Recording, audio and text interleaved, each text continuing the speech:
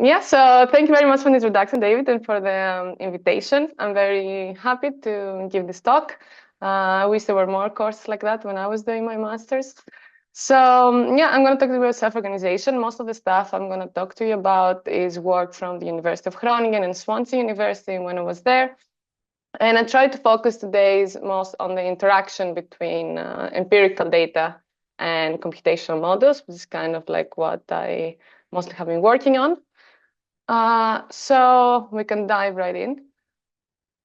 I'm sure you all know, since you've seen some introduction of collective behavior already, that animals aggregate, come together, many different species, from a few individuals to thousands of individuals, and they either come together for a specific function. They might gather to migrate or use a best route, or to protect themselves against predators, or maybe their whole life is just organized as groups or parts of a society. So some examples that are quite fascinating are the huge architectures of these termite nests, for instance, or we have the army ants that can create this living architecture, so they can use their bodies to make bridges across gaps in their environment or to lift up leaves from the ground. Of course, we have primate groups, which very often have very complex underlying social structures. There are some very cool examples of collective behavior, even in humans. When you're walking in the street, you're effectively part of a collective, interacting with your friends, trying to get to where you want to go. When we're in a crowd, often, especially in very dense situations, we don't even have control of where we're going anymore. We can be pushed around. Some very nice examples come also from the Tour de France, where cyclists kind of like self-organize while they're trying to move as fast as possible and change their position within these pelotons. But of course, the most classic examples of collective behavior in nature come from fish of schools and flocks of birds, and this is what have drawn the attention of scientists for many years now. And 100 years ago, almost the first thoughts came of how would this be possible, and the only way that science can think of is that maybe there's some kind of thought transfer or some telepathy between all the individuals in the group. Of course, now we don't believe it's telepathy anymore, but we know that most of these systems are self-organized. So all these collective patterns that we see emerge from the local interactions. So from individuals just interacting with their neighbors. And from that, we get these emergent global patterns. I'm sure you're all familiar with this then, so I'm not going to dive more into it. As a field in collective behavior, we have, given this complexity, given that we're talking about a complex system, we have this classic modeling cycle. So we always try to keep get inspiration from empirical data or look into empirical data and then build some computational models that can help us understand how we can get from the local, from the individual behavior to these global collective patterns. And that can then go back and influence and help us form new hypotheses, collect new data. And most of the data that I will talk to you about today are individual trajectories. So with nowadays technology, we can fly a drone on top of a herd in nature, and we can then with software get the trajectories of each individual. For fish, for example, we can take them and put them in the lab, and we can put a camera on top and design some experiments. And we can also put these very cute backpacks with GPS devices, as in the ship here, or collars, as you see here in these baboons. And with that, we can track big groups in nature or during experiments and try to understand more their individual behavior. And with that, develop some models that can help us get these behavioral rules. So these individual tendencies, if you like, or what type of interactions we have among these individuals. And there has been recently a new player in the field of robotics, and specifically biomimetism has been very important. As you can see here, a collection of some very cute little kind of robots. So here you see this baby penguin that is a camouflage of a camera on top of this moving device. So you can see that with this camera, we can actually get very close to the penguins, and it seems like the animals are not really more disturbed, or they're not as stressed as they would be if a human was there. But we can even dive deeper. We can have this robotic bee, as you see on the top. This is an example from research in Berlin.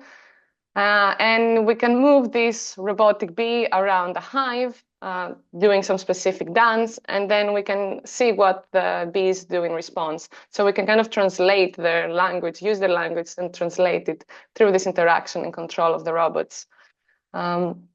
So in general, there is some very nice review out there about how important these interactive robots can be in experimental biology. And for our field, we can really control interaction sequences, so we can study social interactions. And very important, we can embody also behavioral models. So if we find a behavior rule in a simulations that we think it makes sense, we can actually put that in a robot and make it interact with real individuals. And we can see how well then this mixed society, let's say, behave. And of course, from the other side, these models can further inspire swarm robotics research, but I'm sure you're going to hear more about it in the next lectures in the series.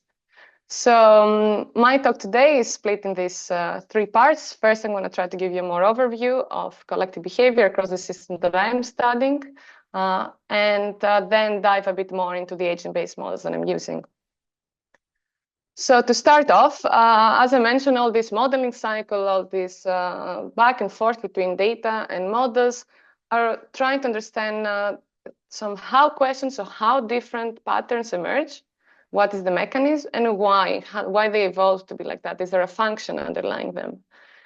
And historically, because most of the models that we're using have come from physics or from engineering, usually we have some simple models in which all individuals, if we talk about fish schools or bird flocks or primates, we don't really differentiate very much across the different systems. And we try to find, let's say, the global rules or universal mechanisms that might appear in all of them. However, there is a lot of beauty in this diversity that we see in nature, and biologists will tell you, of course, that a baboon won't behave the same as a fish or as a sheep. So we want to actually use this diversity because these groups are better at doing different things.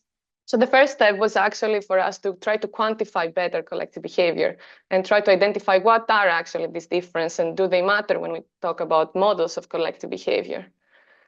So to do that, when I joined the group of Andrew King, we thought of studying the collective motion of groups, which is a very, let's say, basic underlying type of collective behavior that might be in place across other types of behaviors like migration or escaping predators. And we had 4 different data sets to do that. We first have stickleback fish, so small groups of 4 individuals in the lab. We had some flocks of homing pigeons, when they're released in the beginning of their homing route. And we have goats free ranging in Namibia in the desert. And we also have a troop of chacma baboons that we could follow for their full day of activity in the natural environment for a couple of months. And for that, we kind of conceptualized this idea of the swarm space. So we wanted somehow to compare all the different species between them and kind of put them in a space to have examples of collective motion of each one of these groups. And to do that, the first thing was to define this exact unit of comparison. So we decided to have these events, as we call them, of collective motion. So during their day, the animals might not just moving all together in a coordinate way, but they might also, for example, be grooming or resting or being stuck in a corner of their experimental tank, for example. So we wanted to be able to distinguish between the coordinated motion when individuals are moving in an organized way to disorder that is not something that we're interested in studying here. To do that, we're using the metric of polarization. Maybe you're all familiar with it, but effectively it's how aligned, how ordered the individuals are with each other. So if everybody's heading to a completely different direction, we'll have a polarization of 0. If we're all heading exactly the same direction, we're going to have a polarization of 1. And we added that to speed because, of course, we care about this movement. So from that, we can get a profile of this speed and polarization for all our 4 species. You can see that it's quite a different picture. Really across, and most of the pigeons, for example, are moving in high speeds and very highly polarized. which is the opposite of what we see in the baboons, for instance. So by choosing some threshold, we could actually keep around 300 events across all the species. So this is an example trajectory of each one of these events. And we see also that the different species spend a different proportion of time in collective motion. So now that we have this unit, we can move on to try to measure something. So we have different collective motion properties. We have the speed and polarization that I mentioned. We can look into averages over a whole duration of an event or the temporal variation. We can also do some measurements of shape. For example, what we thought of doing was something that was used in the past. So we can use an object-oriented bounding box. So if we have these two groups, for example, we can fit a bounding box around these groups, and we can calculate the average direction, so the heading of the group, and then relate it with the shorter angle of this bounding box. And effectively, we have an image of how oblong or not the group is. We can turn this index into a 0 and 1, and then we can have a perfectly wide group, let's say, or a perfectly oblong group. Apart from these more group level properties, we can look into pairwise. And one of the new ones that we thought of adding is what we call frontness. So it's very simply whether an individual is in front of you or behind within the group. So we can have two individuals with their headings, these yellow arrows, and based on the line that connects the position of these individuals, we calculate this bearing angle. And by just dividing the absolute value of this bearing angle, we get a frontness of 1 if you're directly, perfectly in front of your neighbor or behind. So it's a pretty simple measurement, but as you can see also a bit later, it can actually be quite useful. And of course, we have the distance between nearest neighbors, and we can calculate the variation of within a group, the variation of these distances and measures, or the overall in the whole group. So like that, we just collected 10 metrics that we thought that might capture in many ways variation in collective motion. So from that, we effectively were into a dimensionality reduction problem. And you probably know already that there are many different ways to perform a dimensionality reduction or look at your data in a different way. Today, I'm only going to talk about a PCA, but I'm happy to discuss more. So if we do a principal component analysis in all these 10 metrics, we get what we call the swarm space. So these are the 3 most important components. They capture around 75% of the variation that we have across the data sets. And each point is one event of collective motion of these different species. And we can move around the space and really see the variation within one species and across. If we just cut the PC1 and PC2, on PC1, we see that as you increase to the right, we increase in group cohesion and order. So these are metrics like polarization or average nearest neighbor distance. And as you decrease on the y-axis, we get metrics, group metrics that have to do with temporal variation. So how much do these average changes during the event? We can look and see that the terrestrial species are actually similar sometimes. So there's an overlap between the goats and the baboons. And we can also see that fish kind of stand out. They're much more ordered and cohesive and have less variation in their movement during these events. So with this, we can kind of find out in which exact parts of this variation we want to zoom in and try to understand where it comes from. So this is an example of the internal structure of the group. So this is a density map. In the circles 1, 2 to 4, you see first, second, third, or fourth nearest neighbor for this species. And you'll see that, for example, in pigeons, we have neighbors that are more on the left and on the right of the focal individual. Here, the heading is towards the north. And for the other species, we see that we have this more back and forth kind of formation.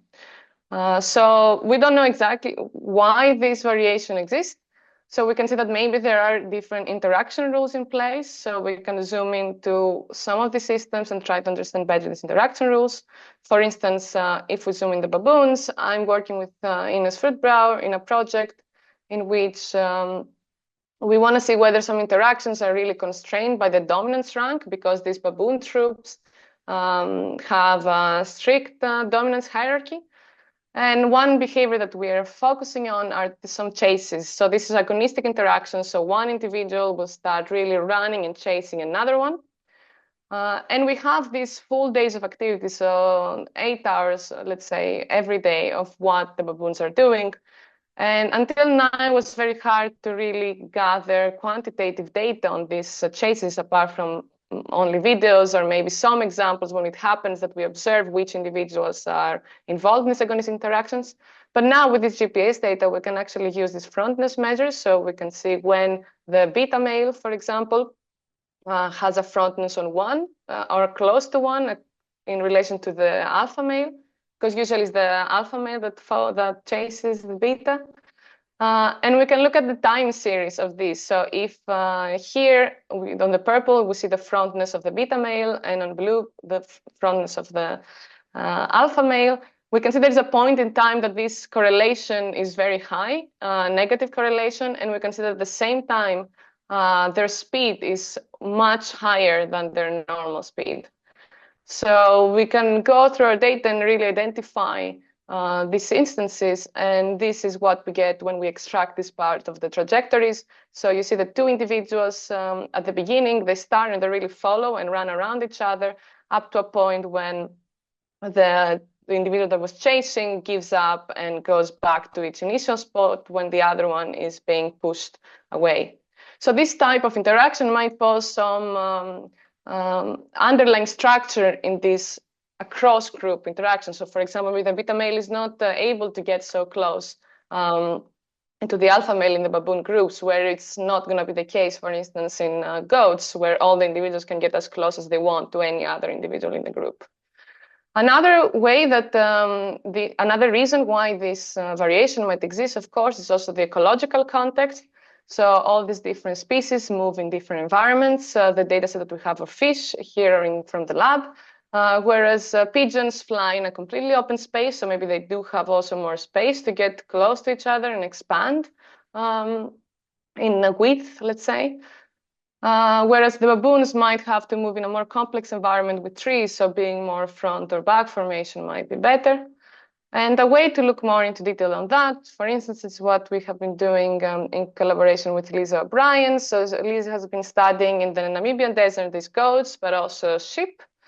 So we can actually get data of different species, so herds of goats and sheep that are quite different in the same environment, and then compare them in a way of different metrics, like how their speed varies, how their distribution of nearest neighbor distance, or which are the aspects in which their groups vary the most.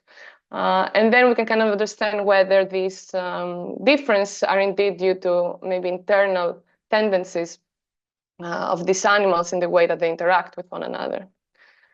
Another way back to what this variation might be is also individual heterogeneity. So in this species, we have different amounts of variation on how similar or different these individuals are. And we saw already in baboons that we have dominance rank, so not every individual behaves in the same way.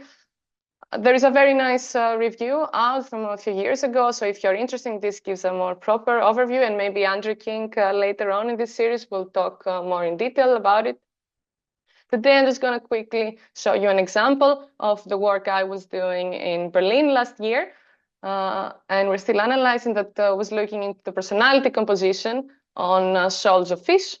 And specifically, I've been working in the group of Jens Krause on shoals of Amazon mollies. So I don't know how familiar you are with the system, but we're talking about this fish right here, that every individuals are genetically identical. So they're sisters. Coming from a mother that has the same genes with their daughters. So this species, despite being genetically identical, they actually do develop behavioral individuality. So we kind of see this as we call personality emerging in some parts of their behavior. So we're interested in studying whether groups of genetically identical sisters that do differentiate in their personality, how would this might affect their collective motion dynamics. To do that, we used also the robofish that was also developed in Berlin. So here you see this robo-molly that I'm sure you agree that it looks exactly the same as the real species. And we can put it in the tank and it moves through. The actual robot is underneath the tank. and through a magnet can move this biomimetic individual in the tank. And we can use that to do a sociability assessment. So here you see our square tank. In pink is the robot. And the robot does a standard zigzag trajectory, so it doesn't interact with the fish. And here in green, you see the tracking of an Amazon molly. That here in this example, we see that very nicely. The Amazon molly is following actually the fish around the tank. So we can use this robot to really study how much an individual might have a tendency to be sociable. And we get a very nice distribution. So on the x-axis, you see the ID of different individuals. And on the y-axis, you see the time proportion that each one of them spends around the robot in the tank. You see that some of them spend up to like 70% of the time. We have the robot doing 3 loops around the tank, or some of them really just stay away and spend only 20% of the time close to the robot. And from that, we can group then our mollies that we know how sociable or not they are into groups of very similar individuals, so kind of homogeneous groups or a very low heterogeneity, or individuals with very different rankings. And for that, we get this distribution. We have groups of low, medium, or high heterogeneity that also, of course, differ in their overall sociability. So we are tracking, of course, all our individuals. This is just an example track of 4 individuals moving around the tank. And interestingly, we see actually that it doesn't seem to be an effect of the total sociability. So we can measure their polarization or their nearest neighbor distance. And we see that it doesn't really seem to affect all this measuring of the groups or the average sociability, let's say, of the group. But the heterogeneity does play a role. So on the x-axis, you see very simplified, of course, visuals of the low, medium, and high heterogeneous groups. And on the y-axis, we have nearest neighbor distance, speed, and polarization. And we see that these heterogeneous groups seem to be more cohesive, seem to be a bit faster, and more ordered, so more polarized. So we do see that maybe the heterogeneity does indeed play an important role in this collective, and maybe is able to explain some part of this variation. Finally, another aspect, of course, that might play a role are some self-organized effects that might come, for instance, from the locomotion, so from the way that these animals move. And an example is how individuals avoid each other. So in all these 3 species, we can have this stop and go motion. So individuals can just accelerate or decelerate if they're getting too close to their neighbor, or even completely stop if they don't want to really approach more. And in a previous model of fish schools, they have been shown that indeed, if you slow down to avoid your neighbor, this creates more space for the side neighbors to kind of move inwards, and that results into the whole group just getting a more elongated shape. Whereas on the other side, we have birds from which accelerate or decelerate can be very energetically expensive. So they prefer to avoid each other, but just turning sideways. So this might also be the reason that we see this difference.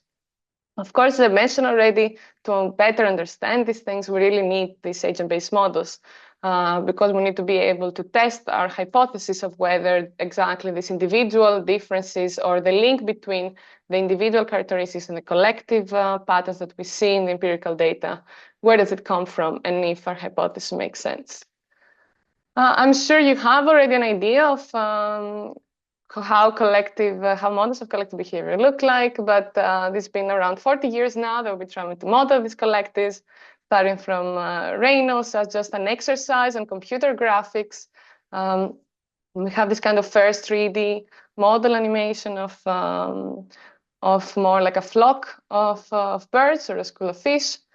We have the very classic study of Kazin et al. When we have, you can see flock like groups in 3D performing different types of behavior, from very like swarmy, so not order behavior. We have this milling behavior, so this turning around, to polarized groups of like more or less polarized. And one very interesting aspect of this was this hysteresis effect. So the effect of the history of the group to actually the next state, irrelevant of what the underlying interactions are. So here you see on the x-axis, we have the orientation zone. So how much an individual interact with how many individuals kind of an individual interacts with. And with increasing this orientation zone, we see that the polarization goes through this smooth path that relates to all these 4 states. But then if we start decreasing this orientation zone, we see that we never really pass from this in between state. We see that the polarization still stays high and then just silently drops down. So that means that we effectively completely lose the milling state from here. If the group is already ordered, then it's just gonna return at some point back to this swarm behavior. And of course, around 20 years ago, we also had some first models that we have heterogeneity included there. So in this, we had small and large individuals, so 25% to let's say 75%. And by relating that to a different in the behavior, so maybe a higher tendency of being close to individuals that are like you, or a fear or a bigger avoidance area between individuals, we have the internal structure and the relative positioning of individuals within the flock changes. So the models that I'm mostly working on aim to have some species-specific adjustments. So we're trying to balance the interaction forces to the empirical data and have a stronger link between data and theory. For instance, we have the classic alignment, the attraction or avoidance, and we can balance this depending on what we see or we hypothesize in the empirical data. We can adjust whether the interaction we want it to be topological, as we say, so a certain number of interacting neighbors, or metric within this, or sensory based on the sensory system or abstractions of the different species, or in general, try to adjust these things to what we know from the empirical data. And in general, I follow this pattern-oriented modeling approach. So it has been inspired by complex systems in ecology, and it has to do with the calibration and validation of the model. So the idea is that how we try to balance the complexity of a model, just in the x-axis, and the payoff of a model. And effectively, we're trying to find this sweet meta-war zone, as they call it. So the idea is that if we have a complex system, so a lot of data that are quite complicated, if we try to fit our model to all the data we have, then we're going to have a model that is as complex as the data. So it's going to be as hard to understand what is happening in the model and where does the effect come from. On the other side, if we really fit, we make a very simple model that is exactly fit on our problem, we might be able to indeed get an understanding or validate what we see, but maybe we're not going to get as much as our model as we could get, or it's going to be more of like a single-use model, and then we cannot reuse this model further on. So the idea is that we try to map multiple patterns that include in the data, and use then this model to study different aspects of the behavior that we see. So I'll give you a better understanding of what I mean with that, with examples that we're going to dive into. And this is the collective escape of animals from predators. So collective escape, we see it in many different species. So here you see, for example, honeybees that are attacked by a hornet. And you see that to scare the hornet, they're flipping their bellies upwards, and they create these spiral waves that then are copied by the neighbor and propagate through. We have in the sulfur molecule, I'm sure you're going to hear more about these examples in other talks in the series. And you see that this wave here is actually also happens by fish diving inwards and flipping with their tails from the point when the predator was kind of sown first, propagating further. Another example of very cool research that happens in the cluster there are these sardines that are attacked by the strip marlins. And then some awesome work from colleagues there that are studying how this collective escape of we see in the sardines comes to be. And of course, what I'm more into are this collective escape of bird flocks. So here you have dunlins. So dunlins have different colorations on the front and on the back of the bodies. And because of the difference between brown and white, while they're turning, they have this flashing or rippling light effects that perhaps also helps to confuse the predator. And of course, we have the European starlings, which is the most famous example of complex collective behavior. And for a very long time, studying this in the wild was very challenging. Apart from the scale, we have to find the bird flock. You have to be lucky enough that a predator will be close by and will attack. And of course, the flock will immediately go away. So you really needed years in order to collect data that were enough to actually study the systems. This thankfully changed with the idea of the robot falcon. So we can have a sort of biomimetic individual that resembles a peregrine falcon. So here on the top, you see a picture of the peregrine falcon, and this is a robot falcon that is controlled by a pilot.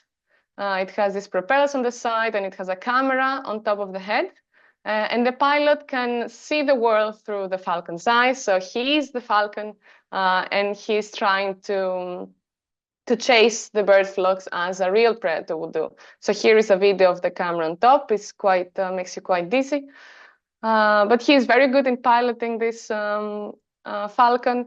And with that, what we could do in this project that was led by Charlotte Hemmerich at the University of Groningen was we could get this falcon, go in the field, find a flock that is sitting on the ground, and approach it with the falcon.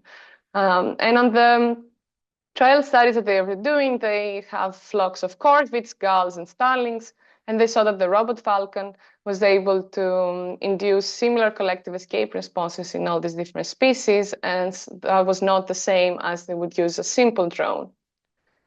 So the examples I will talk to you about first is studies on pigeon flocks that we had. So this is a collaboration with Dan Sankey and Steve Portugal at the Royal Holloway University in London.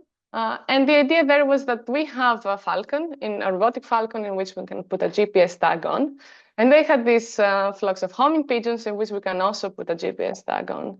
So effectively, we could have, for the first time, trajectories of both predator and prey while on the air pursuing.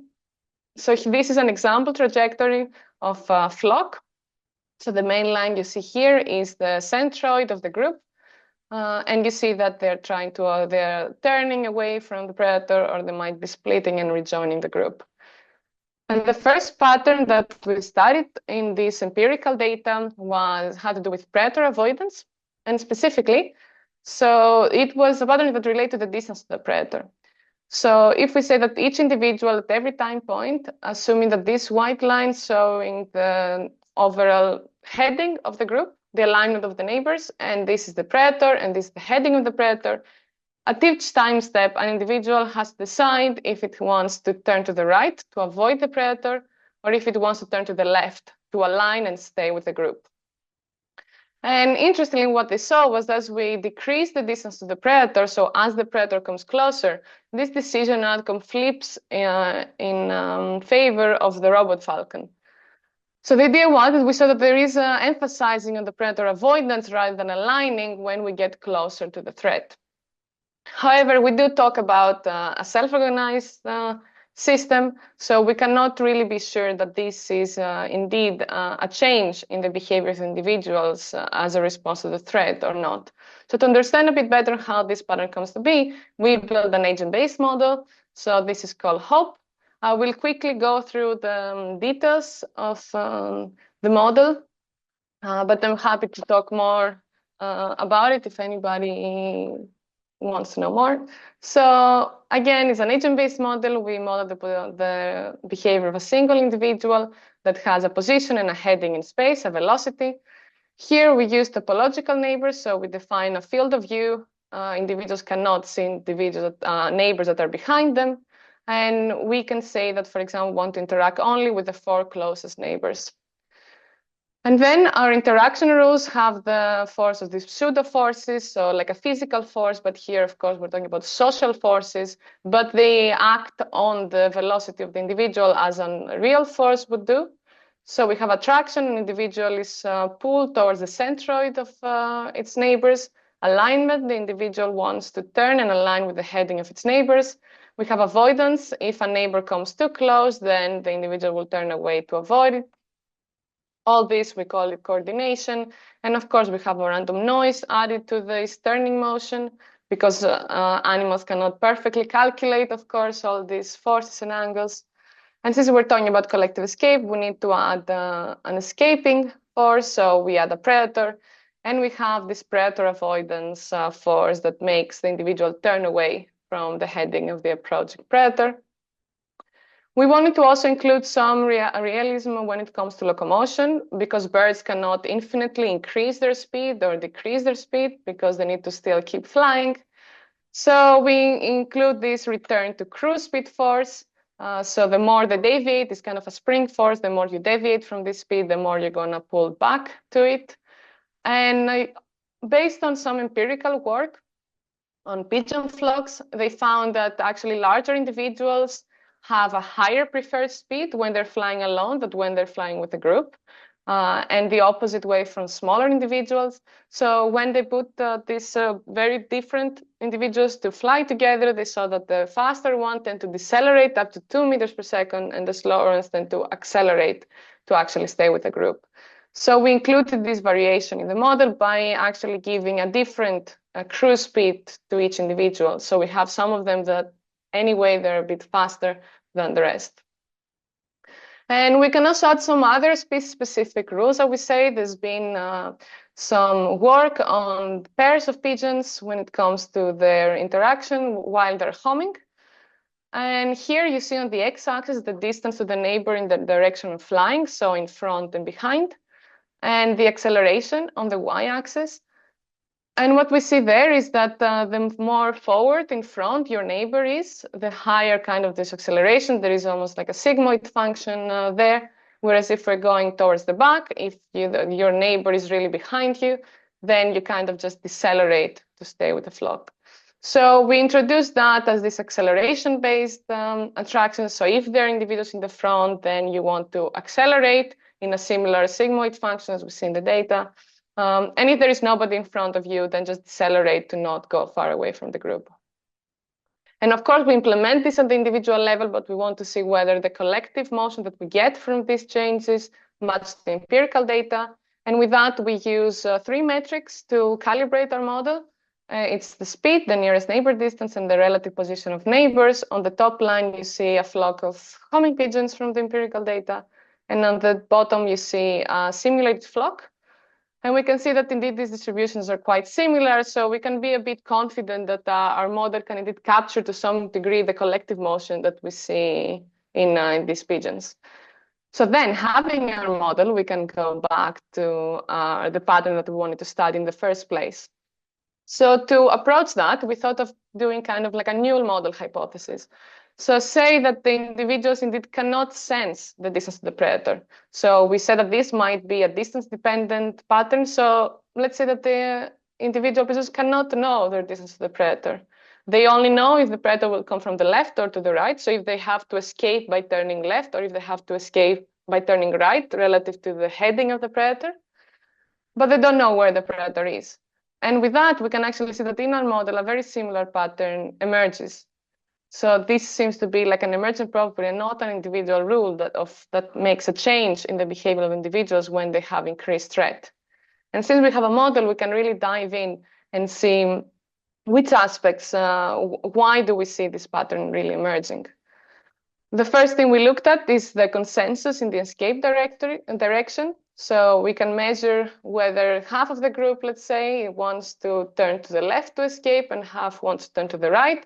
Then we have a consensus of 0. But if all the individuals want to turn in the same direction, we have a consensus of 1.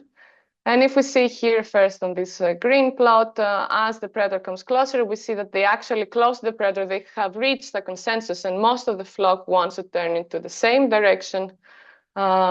Whereas if we do exactly the same simulation but don't include this escape from the predator, we wanted to exclude any potential effects of the geometry of the pursuit. We see that this doesn't really come to be.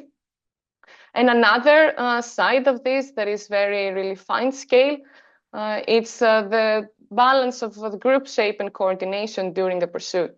So here, the dots that you see are the individuals in the simulation, and the black are points of the predator. So if we zoom in at this point 2, point 3, and 4, which are at the top, let's say, of a turn towards one direction and the switch to the turning on an opposite direction, what we see is that initially the flock is quite compact and more oblong. And while we're oblong, the centroid of the group is actually aligned with the heading of the group. And when the predator is approaching, we see that a couple of individuals start changing their heading directions to the other side and start turning this way. So why we have this more wide shape, the centroid of the group is actually being pulled towards the escape direction. And if we actually zoom in into how these forces act on our agent in very close distances, we can see that the alignment and the attraction forces are actually acting in opposite direction.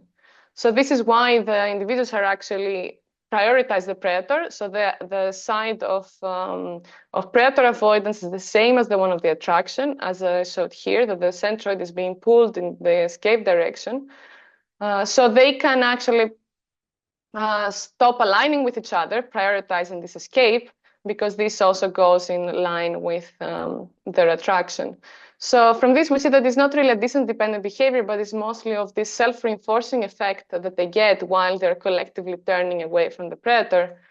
And this can be a very nice example of how individuals, by being in a group, they might save cognitive cost of minding the position of the predator constantly. So of course, maybe they know where the predator is behind them, but they don't have to really look how close the predator get to get this type of predator avoidance. Then we wanted to look a bit more into detail. So here is a video, and you see these individuals. The blue are the flocks, and the red is the predator. And you can see that actually, apart from these collective turns, we also have some individuals splitting, or sometimes these turns are really kind of like, say, more concrete in nature. So we measured the individual turning. So every time an individual starts turning to the left or to the right, we start measuring a turning angle and a duration, and we get the distribution that you see here. And then we dive a bit into all the literature on escaping maneuvers across different species. So these are more discrete actions of, let's say, completely changing your flight and your moving direction. And we wanted to extend our model to include that. So what we did was that we introduced the idea of an initiator. So we effectively have a Markov chain, a dynamic Markov chain underlying the behavior of the individuals. So they're in a flocking state, and depending on where the predator is, they have a probability to switch to an escape state in which they perform a maneuver that is sampled through a distribution of turning angles that we have in the data. And after they perform their maneuver, then they can go back into their normal flocking. And by doing so, we can get these collective turns and splits and merging in our simulation. And we can actually ask what are the characteristics of either the initiators or the different conditions in which we get one or the other in the model. And we looked at the ones that seem to make bigger difference are the angular velocity and the centrality. So how sharp a turn of an individual is and how close to the center of the group that individual is when it starts turning. So it seems that the individual, that's both in the data, in the empirical data and in the model, we see that individuals that are more on the edge of the group and they turn faster, they tend to split more. But of course, there is a big overlap between also these characteristics. So it does matter what the rest of the group is doing as a response to this individual. Finally, collective turning, as we said, and we model it through these escape maneuvers or through these more continuous, let's say, forces. We can, since we are like interested in the modeling, we can model it in very different ways, this turning tendency. For instance, here we can have this circular evasion. So we can say that individuals have a point in space, these are in which all of them they're attracted to, as for instance, we can have a roost and the flock can be flying on top of the roost. So in this situation, this C force, so this arrow that is going to force the individuals to turn towards this point will vary across the different individuals. Whereas in an example of this unidirectional evasion, so when you have a predator, let's say, approaching, maybe all of them just want to decide if they're going to turn left or the right. So this force pulling the individuals might be homogeneous. And this might be effects that actually matter when we look at this more fine-scale dynamics. So we implemented that in a model that was more focused on these collective turning dynamics. And in that, then we can zoom in and try different types of angles. So on the top, you see example of these turns in empirical data of pigeons again. And on the bottom right, you see simulated data. And so we could get different types, each one underlined by the different modes of turning. And we're interested in the diffusion, which is how quickly the interacting network changes. So how quickly an individual loses or gains new neighbors during this collective turning. So on the x-axis, you see changes on the number of interacting neighbors from 3 to 10, and on the here you see the reaction frequency. So how often an individual updates its information about the neighbors. On the y-axis, you see the percentage of neighbors that have changed after 3 seconds of flying. So what we see is that actually when we have more interactions and more frequently, we actually change our network much faster. So the more individuals we interact with, the faster you're going to lose them. And this might actually be even an advantage that we see in groups that are attacked by predators, because we know that the presence of a predator or higher stress might lead to faster reaction frequencies. So by this, you might make the group change faster, and this kind of higher diffusion has also been linked to confusion of the predator. So we can also go more into it and try to think of what types of advantages or what function these changes might have. But enough about pigeons. We can move on to something more exciting, which are starling flocks. So as you know, starling flocks have much more complex maneuvers. So there's been attempts to try to really quantify or like qualitatively define instances of these maneuvers. So we have these agitation waves. So agitation waves is this black band that moves through the flock, as you see here. It starts usually from the point that the predator attacks. We can have this flash expansion. So when the individual comes, usually when the predator attacks, then each individual goes radially away this the individual. We have these vacuoles where there is this hole created in the flock, but around the hole, individuals seem to be still ordered and moving in the same direction. And we can also have this cordon, so this thin stripe of individuals connecting to bigger parts of the flock. But of course, we want to get from that to kind of understand how this more fascinating and complex murmuration we know in starlings come to be. So we try to focus again on the data collected with the robot falcon. So we have the falcon here, as you can see, attacking a small flock of starlings that are turning in the opposite direction. And we have these videos. We don't have trajectories of the starlings. We have these videos, and you can see that individuals are turning constantly. We have changes in the shape. We have some changes in darkness at different parts. We see that different parts of the flock might split at different times, the formation of these cordons and the splitting. And one of the things that we see is that first, this is quite a 3D behavior, so it cannot be as simplified as we did before with the pigeons. We see some different behavior units due to the size of this flock. We have that the top might behave very different from the bottom. So we try to kind of make a caricature, a simplified version of this, and try to see if we can really figure out what different individuals are doing within the flock. And we also see that there are these patterns that we defined clearly before can also occur in different parts of the flock. So to study that better, we created a new model. So this the star escape model is 3D, and this is a picture of a simulation with 1,000 individuals. And similarly to what we did in the picture before, we try to do some speed-specific adjustments. Unfortunately, they're not available data trajectories of starling flocks, but there are some measurements of overall nearest neighbor distance or stability of neighbors. So this is the type of data we used there. And we try to do some qualitative comparisons of like a different shape and structure that we see in the video in the simulation. So most of this is from work from data collected in Rome in large flocks of starlings. Another very important adjustment is this visualization of the individual in the flock, and that was very clear from earlier work that was looking at these waves. So there has been these two assumptions of whether this wave is a density wave, so individuals just come closer to each other, or whether they can also be something different, like an orientation wave, like because the bird flocks have to bank while turning, they cannot just turn on the 2 dimensions, let's say, they have to bank their sides. So a larger area of the individual is actually projected into our eyes and our cameras. So in a previous model, what they did was that they tried to put speeding up maneuvers, so individual will come away from the predator and get closer together. And this is what we see in the simulation. So we see that there is not really a wave propagating by individuals getting closer to each other. But if we include this zigzag maneuver, this banking sidewards and getting into the same motion again, we see that because of this area projected, we get these quite realistic waves in the simulations. So this is also quite an important aspect since a lot of our comparisons are still qualitative in a large amount. And finally, we have this escape maneuver. So apart from just a lever turn, here we can also have a dive. So individual can pitch downwards and then pick up again. They're flying. And from that, in the model, we actually get many of these collective patterns. We get collective turns and splits. We get these cordons. Here is a picture of a real flock, and here is a cordon in the simulation. We get variation in density and opening.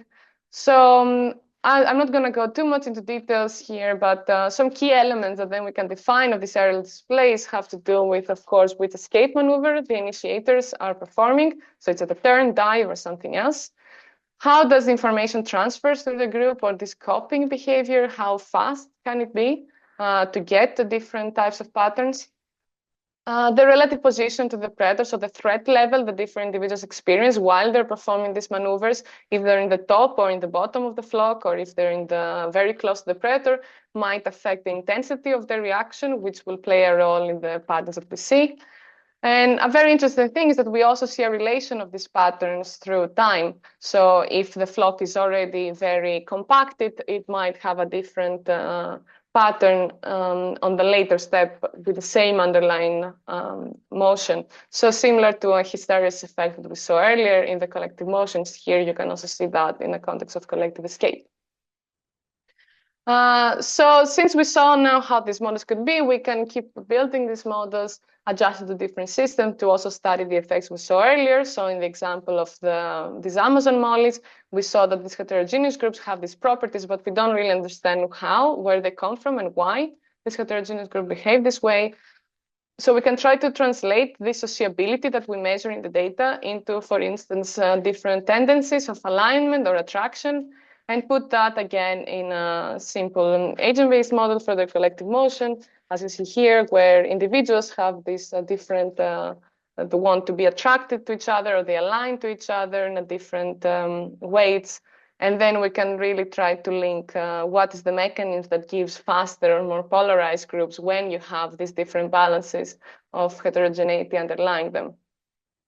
And to put it all back together, we can also add the simulated data into these swarm spaces. And actually, it's a very cool thing that we did, that we tried to put in these pigeon simulations in this data, which were created 2 years before this whole swarm spraying came to be. And as you remember, it was validated only these 3 metrics.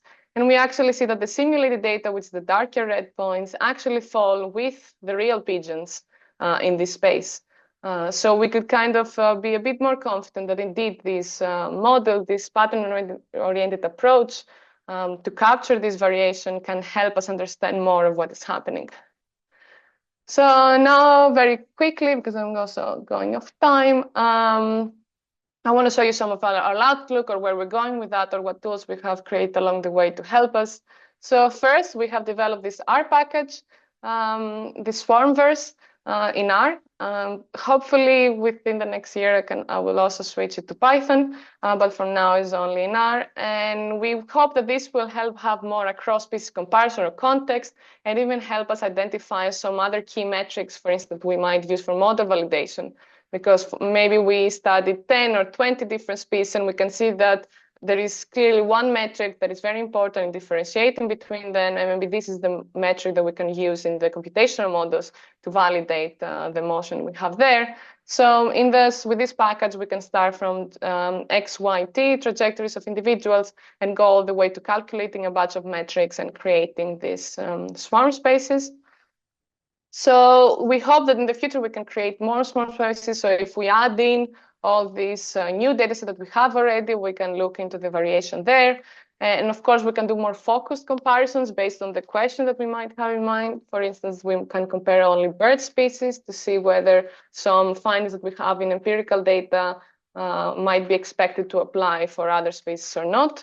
And we can, of course, identify functional aspects to understand a bit better also the evolution of these collectives. To understand, of course, and match these empirical patterns, we're developing also models that might be a bit more adjusted to the collective motion and behavior of baboons or of the fish, as you saw. And from that, we have this modeling framework that we're using. It's called dances. And the idea is that it's based on these building blocks that are quite flexible. So we define this, what we call internal state control units. So it's very simple, like a rule of motion. So whether you're flying or you're walking, an interaction between an individual of an agent of the same type as you or a predator, so an escape or an attack reaction. And we can combine, like pieces of Lego, we can combine this into some states, so a coordination state or an escape state. And then we can combine these states into effectively what is the definition of our agent. So by having this kind of building blocks, we can have full libraries of these blocks and then use the ones that we think might apply to different systems to be faster into creating these more species-specific models. And we're effectively in this, we also try to make to have more multi-level parameterization, so better control of what is happening, and have also some real-time visualization and also some real-time data analysis that are just exported by the simulation that can save us a lot of time computationally in post analysis of the data of the simulation. And hopefully with all these are one of our applications, that is where we start from when we started working with Andrew King in Swansea, was that if we can get to understand really the functional landscape and the mechanisms underlying all these collectives, we can then perhaps suggest more specific models for different tasks when it comes to swarm robotics. So maybe the GOATS algorithm is much better, for example, in finding a victim in a building, and then we can send a swarm of drones to use the same algorithms. Or for crops monitoring, maybe the bird flock algorithm will actually behave better. So we can try to make, let's say, a library based on all these pieces that can help the swarm robotics community find better fits for their applications. And one other nice application is what we call bioherding. So you know, probably all of you, what the very impressive ability of a shepherd dog to guide around sheep. So we can apply our knowledge of these algorithms of the sheepdog and to also real wild animals, so populations out there, by using drones or biomimetic robots, as we saw already from the robot falcon. So the robot falcon was initially developed to actually chase birds away from air bases. So the idea is that we first need to try to understand the system, the collective behavior of the animal that we want to indeed apply the solutions, have a model that we think captures to a large degree the reaction of the system, and then try to see what's the best way to integrate the two. And a fun aspect of this is also that the agent-based models, you can actually fly with a joystick into these models and be the predator yourself. So we can actually, so this is just an example from an experiment that was trying to see the confusion effect. But in our new model, when we have the flocks actually reacting, we can use the simulation also as a training tool for the pilots of the robot falcon in the field to be able to anticipate and go faster into actually working in the field with these individuals. So finally, we saw a few examples of this, but if you're more interested in this biohybrid system, so this active interaction between animal and technology, we have this big review coming up soon. It's in press now. So we try to make a more clear distinction for the animal behavior community and how to use these robotic individuals and kind of map different examples from cyborgs to virtual reality to biosensors. So if you're more interested in these things, you can give a look here. So yeah, thank you very much. I also need to really acknowledge all my collaborators that collect the data, because I've collected very little of all the data that I've showed you. And I hope this was all interesting, and looking forward to any questions. Thank you.